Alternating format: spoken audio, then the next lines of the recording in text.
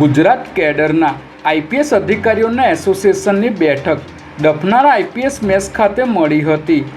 આ બેઠક પ્રમુખ અને ઉપપ્રમુખની તેમજ નવી કમિટીની રચના કરવા માટે મળી હતી, જેમાં સર્વાનુમતે આઈપીએસ મનોજ અગ્રવાલને પ્રમુખ તરીકે અને જીએસ મલિકને ઉપપ્રમુખ તરીકે પસંદ કરવામાં આવ્યા હતા, જ્યારે સેક્રેટરી તરીકે નિપુણા તોરવણે તેમજ ખજાનચી તરીકે NN ચૌધરીની નિમણૂક કરવામાં આવી હતી।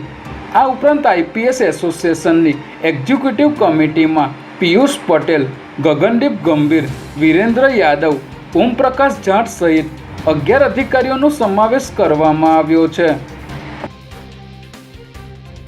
બોપલ વિસ્તારમાં આવેલી એક સોસાયટીમાં એક મહિલા તેની સગીર બાળકી સાથે રોજ કામ કરવા જતી હતી, ત્યારે સગીરાની માતા કામ પર જતા સિક્યુરિટી ગાર્ડે મોકાનો ફાયદો ઉઠાવીને સગીરા સાથે જબરજસ્તી દુષ્કર્મ આચર્યું હતું, જેથી સગીરાએ માતાને સમગ્ર બાબતની જાણ કરતા માતાએ પોલીસ ફરિયાદ નોંધાવી હતી।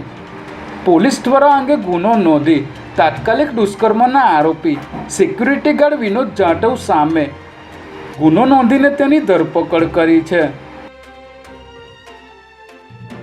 છેલ્લા કેટલાય સમયથી ક્રિકેટ બોક્સનો ક્રેઝ વધી રહ્યો છે, ત્યારે તાજેતરમાં સુરતના કતારગામમાં ભારે પવન અને વરસાદના કારણે ક્રિકેટ બોક્સ ધરાશાયી થયું હતું, જ્યારે અમદાવાદ શહેરના હાઈવે અને રિંગ રોડને અડીને આવેલા પ્લોટોમાં પણ ક્રિકેટ બોક્સ ઊભા કરવામાં આવી રહ્યા છે। ત્યારે અમદાવાદ મ્યુનિસિપલ કોર્પોરેશન દ્વારા સૌપ્રથમ વખત ક્રિકેટ બોક્સ ચલાવવા માટેની પોલિસી બનાવવામાં આવી છે અને ડ્રાફ્ટ પોલિસી તૈયાર કરી વાંધા સૂચનો મંગાવવામાં આવ્યા છે, જેની કોર્પોરેશનમાં સ્ટેન્ડિંગ કમિટીની મંજૂરી મેળવીને રાજ્ય સરકારને મોકલી આપવામાં આવશે અને સરકારની મંજૂરી મળ્યા બાદ આ નિયમો લાગુ થશે।